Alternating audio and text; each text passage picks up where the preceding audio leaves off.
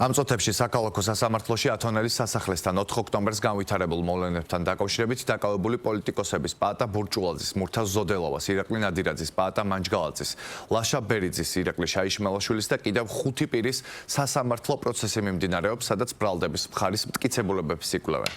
დღევანდელ პროცესზე ექსპერტები დაიკითხებიან.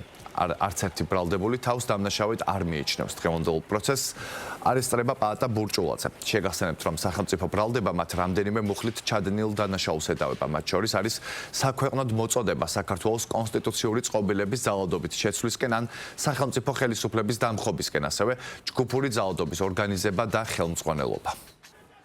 სხვადასხვა ფიგურებმა თქვეს, მათ შორის ბატონმა პაატა მანჯგალაძემ, ბერიძემ და სხვებმა და ყველა ეგრეთ წოდებულმა ორგანიზატორებმა თქვეს, რომ ეს იყო კონკრეტული პერფორმანსი, გამოვიდნენ და თქვეს ტელევიზიისა და ჟურნალისტების თან დასანახად, რომ თითქოს ჩვენ ვართ ორგანიზატორები. ჩემი განცხადება ან ნებისმიერი ადამიანის განცხადება, რომ ჩვენ ვართ ორგანიზატორები და ამაზე დუმილი არ ნიშნავს დანაშაულის ჩადენას.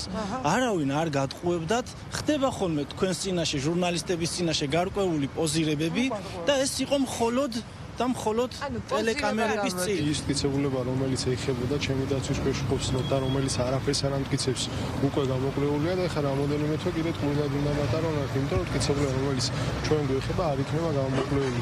ჩემს აქცეულს ვიდად არჩივი, არაფრის გულისთვის ადამიანი ყავს ციხეში ჩასმული. ექსპერტიზის დასკვნა გახლავთ კატეგორიული, რომ ღობეს დაზიანება მიადგა ფიზიკური ძალის ზემოქმედებით და შემდგომში დამაზუსტებელი ექსპერტიზაც დაინიშნა ჭრასთან დაკავშირებით, რადგანაც ამაზე აპელირებდა დაცვის მხარე, ამაზეც პასუხი გახლავთ კატეგორიული და ცალსახა, რომ ღობეს ჭრის კვალი არ აღენიშნება.